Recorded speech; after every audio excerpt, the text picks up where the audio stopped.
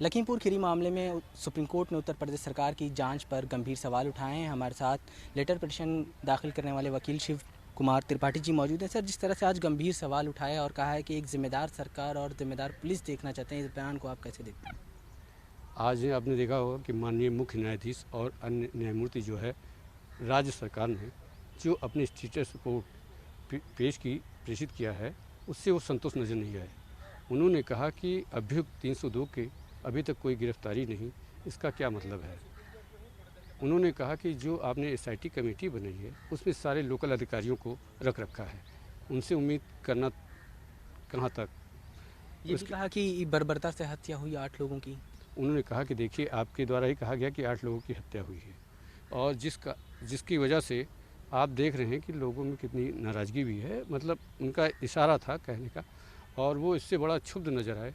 उन्होंने कहा कि डीजीपी जो है, जो भी साक्ष्य हैं उनको संरक्षित रखें, ताकि अगर कोई जांच एजेंसी कभी बदली जाए या तो साक्ष्य की छेड़खानी न होने पाए। सुप्रीम कोर्ट ने ये भी कहा कि जिस तरह से हत्या के मामले में दूसरे अपराधियों के साथ बर्ताव होता है, वैसा इस मामले में भी होना चाहिए। कैसे इसको देखते हैं? उन्होंने कहा कि क्या आम प्राणी अगर होता, किसी के साथ अगर ऐसी घटनाएं होती, क्या यही प्रक्रिया पुलिस प्रशासन उसके साथ भी अपनाती? उन्होंने कहा कि ये ऐसा व्यवहार जो है उससे वो संतुष्ट नजर नहीं है। जिस तरह से सुप्रीम कोर्ट ने आज कहा कि सीबीआई जो है इसका सही हल नहीं होगा, लेकिन डीजीपी से ये कहा है कि वो साक्ष्य सबूतों को संभाल कर रखें जब तक दूसरी एजेंसी को ट्रांसफ़र नहीं किया जाता। तो आपको लगता है कि सुप्रीम कोर्ट कोई और रास्ता अपनाएगा जांच के लिए इसमें? देखिए, 20 तारीख तक रिपोर्ट आने दीजिए।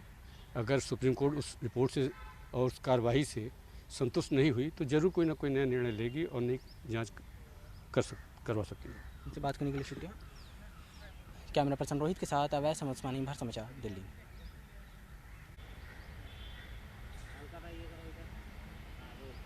लखीमपुर खीरी मामले में आज सुप्रीम कोर्ट में सुनवाई हुई। सुनवाई के दौरान सुप्रीम कोर्ट उत्तर प्रदेश सरकार की तरफ से अब तक की गई कार्रवाई से संतुष्ट नजर नहीं आ रहा है। सुप्रीम कोर्ट ने कहा कि वो इस पूरे मामले में एक जिम्मेदार सरकार और जिम्मेदार पुलिस को देखना चाहता है। सुप्रीम कोर्ट ने उत्तर प्रदेश सरकार से भी कहा कि वो हाथ पर हाथ धरकर ना बैठे। जिस तरह से हत्या के मामले में दूसरे अपराधियों के साथ सलूक किया जाता है, वैसे ही इस मामले में भी करे। सुप्रीम कोर्ट ने यह भी कहा कि इस पूरे मामले में सीबीआई जो है वो हल नजर नहीं आता है, लेकिन सुप्रीम कोर्ट ने उत्तर प्रदेश सरकार की तरफ से गठित की गई एसआईटी पर भी संतुष्ट होता हुआ नजर नहीं आ रहा है। सुप्रीम कोर्ट ने कहा कि इस मामले में जो एसआईटी गठन की गई है उसमें लोकल अधिकारियों को शामिल किया गया है और ऐसा लगता है कि वो सही तरीके से अपना काम अंजाम नहीं दे रहे हैं। ऐसे में सुप्रीम कोर्ट ने उत्तर प्रदेश के डीजीपी से कहा है कि वो इस मामले में जितने भी सबूत और साक्ष्य हैं उनको संभाल कर रखें जब तक ये सबूत और साक्ष्य जो हैं वो किसी दूसरी एजेंसी को सुपुर्द नहीं कर दिए जाते।